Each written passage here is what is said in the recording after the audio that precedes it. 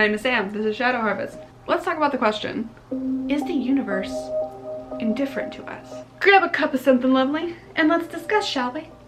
I like to operate from an idea that the universe is gigantic, energetic soup. The universe as a phrase or token, I guess, has kind of become a replacement of God.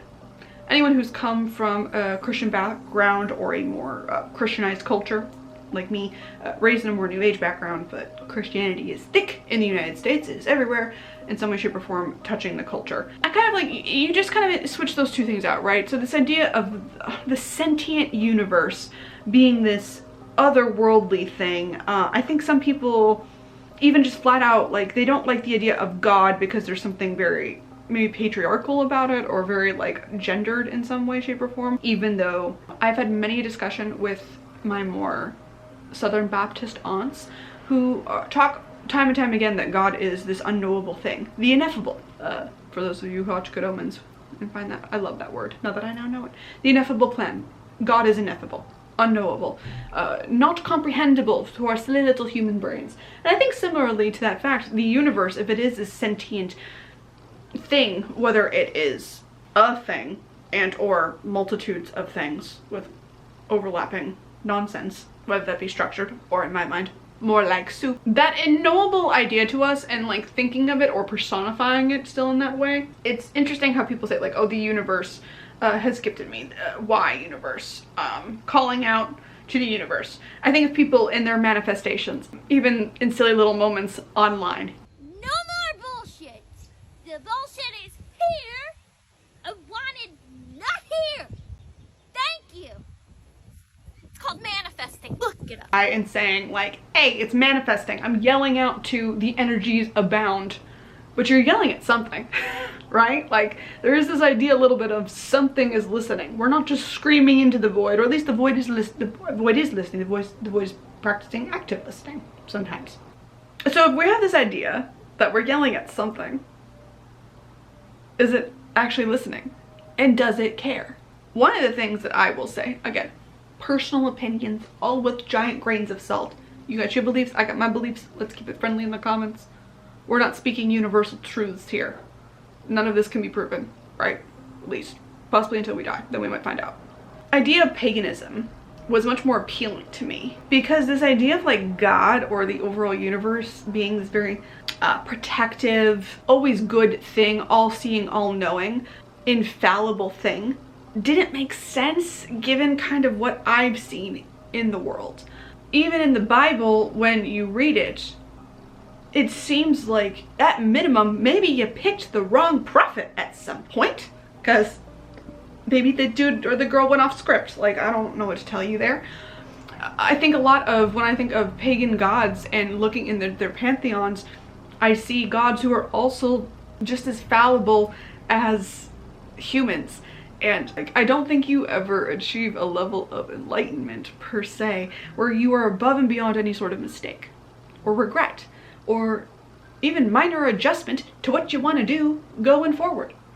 So the idea of this amorphous, the universe, who has the grand puppeteer strings, even if it's not God, is, I don't know, a little trickier for me to wrap my mind around. Also too, even if you just switch it from God to the universe at large, I think the same questions still come up. This idea of like, if there is this all-knowing, all-powerful being that can come down and reach down and prevent the ills of the world from happening, why doesn't it? And if it doesn't, therefore isn't it inherently bad or detrimental, at minimum chaotic too? And so this is when I come back to my soup thing, of the idea of less that the universe is indifferent and more that the universe itself is more of a collection of all of the intentions at once. And when we're all projecting into it, think of it again, if you have a giant ass vat of soup, if I was just pouring chicken stock into the soup, that'd be one thing, right? It's just me adding something. I can add exactly how much celery, carrots, chicken bone I want into this thing. But if there's 7,000 cooks in the kitchen, or 7 million, billion, how many people are in the world? All of us throwing shit into this vat of soup means that it's not gonna come out exactly how I want it to. The bowl I eventually am able to take out of the gigantic vat is going to be a collection of every little ingredient that every single freaking person has dumped into there, hoping to try to make the soup that they want. I therefore am not going to get 100% of what I wanted. And I think that's kind of what us manifesting or working our magic or praying or what have you, whatever you do in your spiritual practice is. It's you're screaming, dumping all of your intention into the soup. Maybe it all comes together and it works out, but often you aren't getting what you exactly put in because there are other factors at play, right? And it's not that the soup itself is trying to give you something you're not gonna like. It's that there's all these other influences happening. The universe being indifferent too is a very comforting idea for me, which I think some people might find to be odd, because if the universe was working for people, you know, the idea of like God, having God's favorite, the universe's favorite, you were favored by the gods. Well, then why haven't the gods favored me? And I think at times, sometimes it's vying for their favor. It's making sure like, hey, did I do the right thing? Did I give enough offerings? Did I do the thing? Did I put effort towards that relationship? Have I been, you know, going to them in meditations for my altar, giving them energy, etc. and so forth? Horrible things keep happening to you. The world's a bitch sometimes and just backhands you across the face and then kicks you in the stomach, because why the hell not? It's hard when you're speaking to just the universe. It's like, why does it seem that you particularly hate me? What is it that I have done wrong that is causing all these horrible things to happen to me, right? You, I think as a human, naturally reach for the cause and the effect. This bad thing is happening. What did I do to cause it? And the indifference of the universe, it being this gigantic chaotic soup that we are just trying our best to get out of. It's more to think that sometimes bad things just happen to good people, not because this amorphous thing prescribed it down to us, but because if all those people are dumping that many ingredients into that soup, sometimes it comes out tasting bad, right?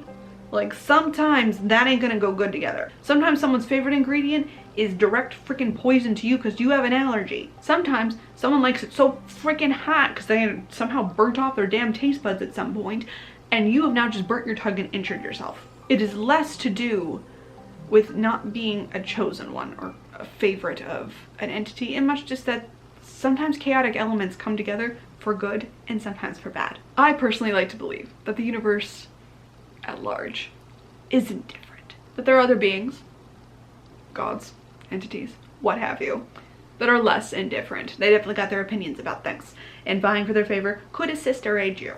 But when it comes to the big kahuna, other people have made this comparison, I think, before. The idea of like, we are would seem like a god to the ants and how they interpret what we do. Similarly, do you concern yourself with the plight of the everyday ant? No.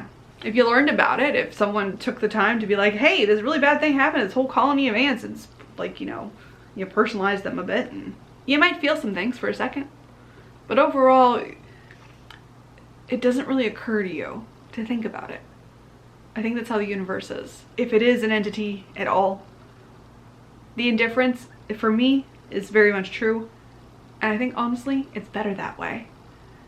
Because if there is an entity who's down there reaching things and just fucking around without other entities as powerful also fucking around, I have some words.